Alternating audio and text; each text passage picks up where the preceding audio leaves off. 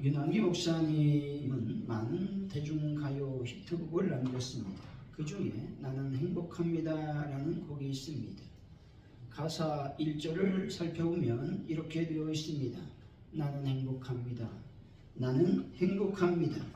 나는 정말 행복합니다. 기다리던 오늘 그날이 왔어요. 즐거운 날이에요. 움츠렸던 어깨, 답답한 가슴을 활짝 펴봐요. 가벼운 옷차림에 다정한 벗들과 즐거운 마음으로 들과 산을 뛰며 노래를 불러요. 우리 모두 다 함께. 행복이란 다른 곳에 있는 것이 아닙니다.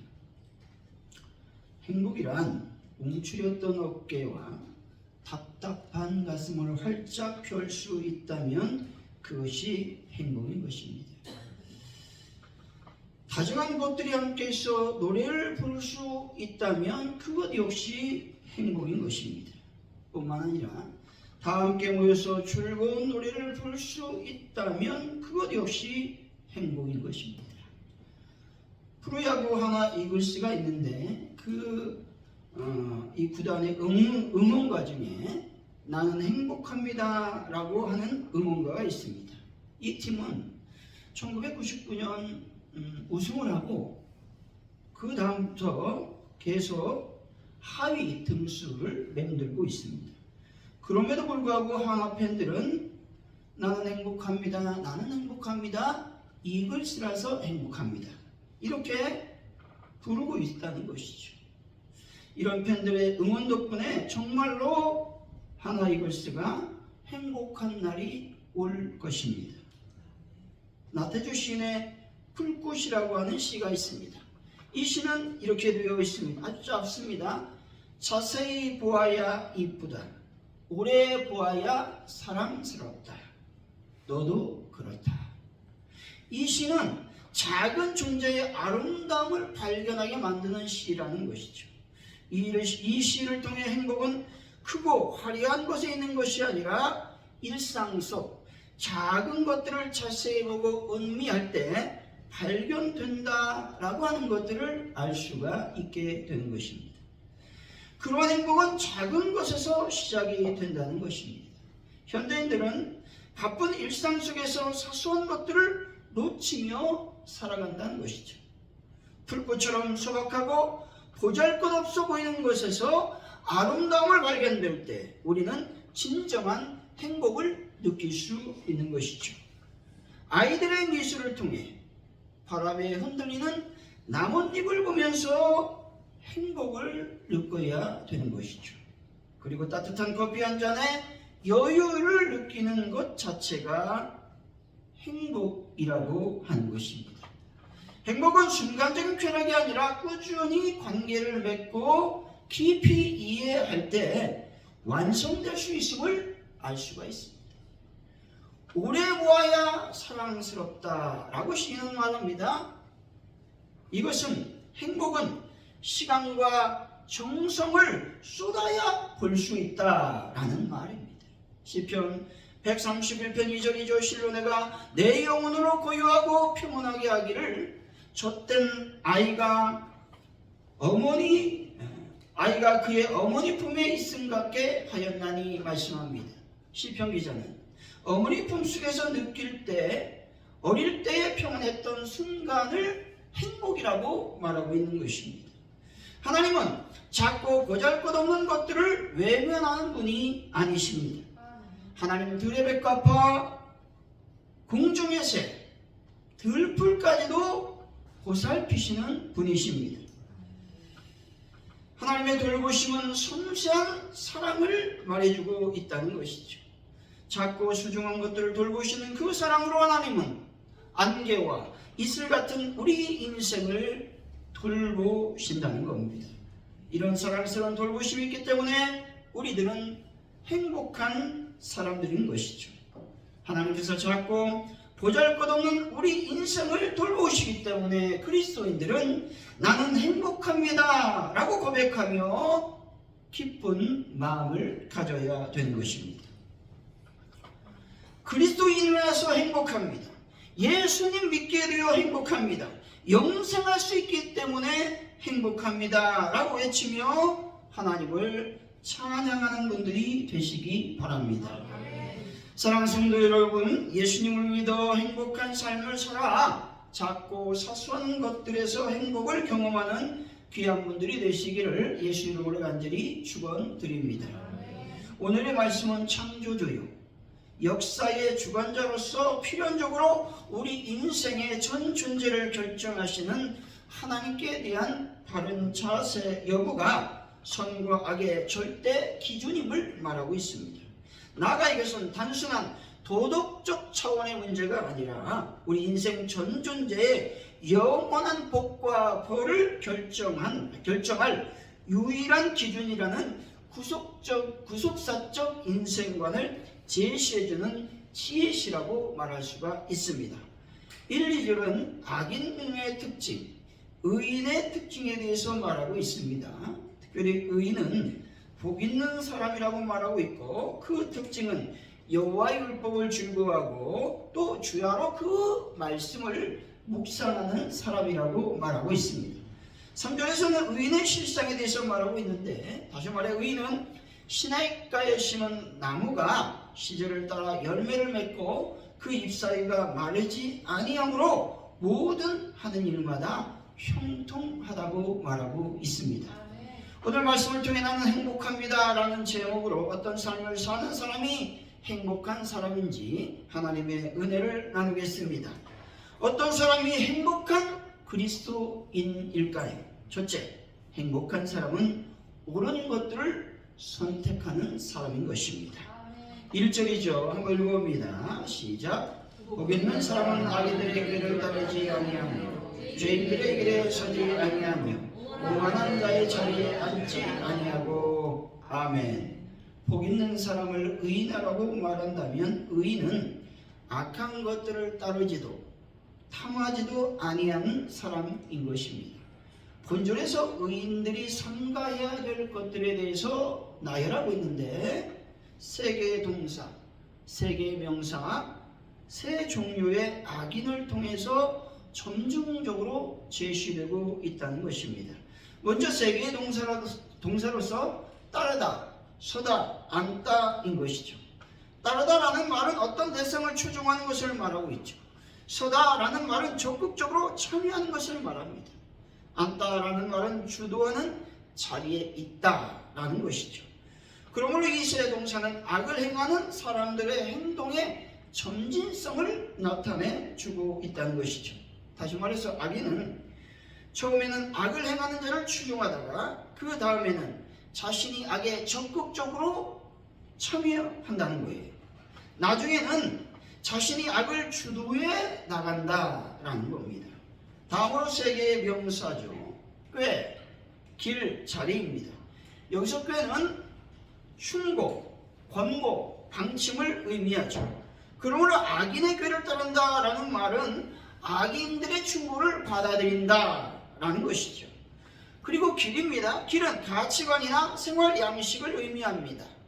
따라서 죄인의 길에 선다라는 말은 죄인들의 가치관과 생활 양식을 자기 것으로 받아들여서 그들과 하나 되는 것을 말한다는 겁니다. 또 자리는 확고부동한 위치를 말하죠. 다시 말해서 악을 따르고 주도적으로 이끌어가는 위치를 말하고 있다는 것입니다. 끝으로 세 종류의 악인에 대해서 말하는데 악인, 죄인, 오만한 자를 말하고 있죠. 여기서 악인은 의인의 반대 개념으로 하나님을 거역하는 사람을 말하고 있죠. 다음으로 죄인은 고의성과 의도성이 두드러지는 악인을 말하는 것이죠. 악인이 사악한 사람을 막연하게 지칭하는 것이라고 한다면 죄인은 적극적이고 구체적으로 사악한 사람을 말하고 있다는 것이죠. 끝으로 오만한 자는 하나님의 멸시하는 자를 말하고 있습니다. 하나님과 하나님의 말씀을 모독하는 자를 말하고 있다는 것이죠. 행복한 사람은 처음부터 꾀를 따르지 않는 사람이라는 것이죠. 처음 한두 번 악인의 꾀를 따르다 보면 점점 악인들의 가치관과 생활 양식, 곧 자기의 가치관과 생활 양식이 되어 나중에는 그 자신이 악을 주도하는 위치에 서게 된다는 겁니다. 따라서 처음부터 악을 금해야 될 줄로 믿습니다. 데살로니가전서 5장 22절이죠. 악은 모양이라도 버리라 말씀합니다. 여기서 모양이라고 하는 말은 외형을 의미하는 것이 아니라 종류를 의미합니다. 따라서 직역하면 모든 종류의 악을 버리라 말씀입니다. 현대인의 성경에서는 이렇게 말하죠. 악한 것은 흉내도 내지 마십시오 라고 되어 있습니다. 악한 것은 처음부터 경계하지 않으면 안 된다는 것입니다. 특별히 악은 마치 마약과 같이 중독성이 있어서 한번 발을 들여놓으면 도무지 끊어지지 않는다는 것입니다. 여러분, 악한 것들은 흉내도 내지 마시고 여러분의 삶 속에서 완전히 차단하는 분들이 되시기를 바랍니다. 리디아 미하일 루브라라고 하는 분이 있는데, 이분은 체르노빌 원전 사태의 영웅으로서 기독교인이었습니다. 소련 시절 기독교 신앙을 갖는다라는 말은 생명의 위험을 감수해야 되었습니다. 하지만 그녀는 믿음을 지키며 생명을 구하는 길을 선택했다는 것이죠. 체르노빌 원전 사고 당시 그녀는 간호사로서 방사능 위험 속에서도 환자를 돌보며 사명을 다했습니다. 동료 간호사들이 모두 피난할 때에 그녀는 하나님께서 나를 이곳에 보내셨다라면서 자신의 자리를 환자들을 지켰고 그 결과 수많은 생명을 구할 수가 있었습니다. 소련 정부는 체르노빌 사고의 심각성을 숨기기 위해서 당시 상황을 보도하는 것을 통제했고, 그녀는 정부의 압박과 방사능의 후유증에도 불구하고 신앙을 굳게 지켰다는 것이죠. 그녀는 그 이후로 비밀교회에서 예배를 드리며 말씀을 전파했고 어려움 속에서도 예수님의 사랑을 실천했다는 것이죠. 그녀는 정부의 압박과 어려움 속에서도 믿음을 선택했고 옳은 길을 선택하는 용기 있는 신앙의 결단을 보여주었습니다. 골로새서 3장 23절입니다. 무슨 일을 하든지 마음을 다하여 죽게 하듯 하고 사람하게 하듯 하지 말라 말씀합니다. 그녀는 죽음과 방사능이라는 공포 속에서도 오직 주님을 대하듯 환자들을 돌보며 살폈습니다. 두렵고 무서운 상황 속에서 그녀는 하나님의 말씀대로 두려워하지 않았고 무서워하지 않았습니다. 결국 그녀는 죽음의 위험 속에서도 하나님을 신뢰하며 두려움을 이겼고 옳은 길을 선택했다라는 겁니다. 사랑하는 성도 여러분, 악한 죄인의 길에서 머뭇거리지 마시고 오직 하나님께서 옳다고 말씀하신 길을 따라가서 행복한 분들이 다 되시기를 예수 이름으로 간절히 축원드립니다. 어떤 사람이 행복한 그리스도인일까요? 둘째, 말씀을 즐거워하는 사람인 것입니다. 2절이죠. 한번 읽어봅니다. 시작. 오직 여호와의 율법을 즐거워하여 그 율법을 주야로 묵상하는도다. 아멘. 여기서 여호와의 율법은 하나님의 모든 가르침을 의미하고 있습니다. 다시 말해 복 있는 사람은 하나님의 가르침으로 즐거움을 찾는다는 겁니다. 오직이란 단어는 즐거움의 근원은 오직 하나, 하나님의 말씀뿐이라는 것입니다. 성경은 하나님의 말씀을 즐거워하는 자야말로 참으로 행복한 자라고 말씀하고 있습니다. 왜냐하면 하나님 말씀 자체가 우리를 즐겁게 하기 때문인 것이죠. 예레미야 15장 16절입니다. 만군의 하나님 여호와시여, 나는 주의 이름으로 일컬음을 받은 자라. 내가 주의 말씀을 얻어 먹었사오니 주의 말씀은 내게 기쁨과 내 마음에 즐거움이오나. 아멘. 예레미야가 하나님의 말씀을 먹었는데 하나님의 말씀을 얻어 먹은 결과 그에게 기쁨과 즐거움이 가득했습니다. 우리의 즐거움과 기쁨은 오직 말씀이어야 하는 것입니다. 현대인들은 즐거움과 기쁨을 위해서 좋은 평가를 받고 있는 맛집을 찾아다닌다는 거예요. 미각이 발달한 사람들은 맛있는 음식을 찾아다니며 음식을 즐긴다는 것이죠. 맛있는 음식을 먹을 때 즐거움이 큰 것을 부인할 수가 없습니다. 그러나 참된 신앙에는 영적 미각이 발달한 사람인 것이죠. 여러분, 육적인 미각에 현혹되지 마시고 영적인 미각으로 영적인 기쁨, 영적인 즐거운 삶을 살아가는 분들이 되시기를 바랍니다. 아멘. 스웨덴에서 낳은 최고의 음악가 제니 린드가 있습니다. 각종 국제음악회에서 그녀를 요청한 곳이 많아 잠시도 쉴 틈이 없었습니다. 어느 날 그녀가 해변에서 혼자 열심히 성경을 읽고 있는데 친구가 다가왔습니다. 그리고 이렇게 말하죠. 돈방석에 앉을 음악회가 여기저기 많을 텐데 바쁘지 않아? 온 세상이 내 목소리를 듣고 싶어 하는데 이게 뭐야? 조용한 데서 성경이나 읽고 있어? 라고 말했다는 거예요. 그때 그녀는 이렇게 말합니다. 나는 성경에서 새로운 세계를 찾고 있어. 돈과 명예가 아니라 하나님의 사랑을 느끼고 또 하나님께 감사하며 살아가는 축복받은 세상을 발견하고 있단 말이야 라고 말했습니다. 제니 린드는 돈을 많이 벌고 명예를 누릴 수 있던 시기에 조용한 데서 바닷바람을 쐬면서 성경 읽기에 열중했습니다. 성경 읽기를 통해서 내면의 행복을 찾고 있었다는 것이죠. 말씀을 즐거워하지 않았다면 결국 그녀는 말씀을 읽지도 않았을 것이고 돈을 벌기 위해 세상으로 나가 노래를 불렀을 것입니다. 돈을 많이 버는 것은 나쁘지가 않습니다. 그런데 많은 그리스도인들이 돈을 벌기 위해 주일도 빠지고 말씀도 읽지 않으며 바쁘게 보내고 있다는 것입니다. 일 때문에 주님을 멀리한다면 그 일을 버려야 되는 거예요.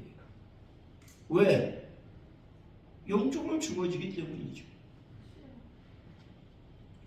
말씀을 읽지 않고 주일을 빠지면서까지 일한다라는 것은 결코 그리스도인들에게 합당하지 않다라는 것입니다. 말씀을 읽고 사랑하며 말씀을 즐거워했던 제니 린드의 삶이야말로 기독교인들에게 삶의 모본을 보여주는 것입니다. 시편 104편 1절이죠. 여호와 내 하나님이여 주는 지극히 위대하시며 존귀와 권위로 옷 입으셨나이다. 아멘. 하나님의 위대하심과 지극히 높으심에 대한 삶의 고백이야말로 말씀을 즐거워하는 삶인 것입니다. 그냥 단순히 노래가 아닌 말씀을 고백하며 찬양하는 예배자로 살았던 것입니다.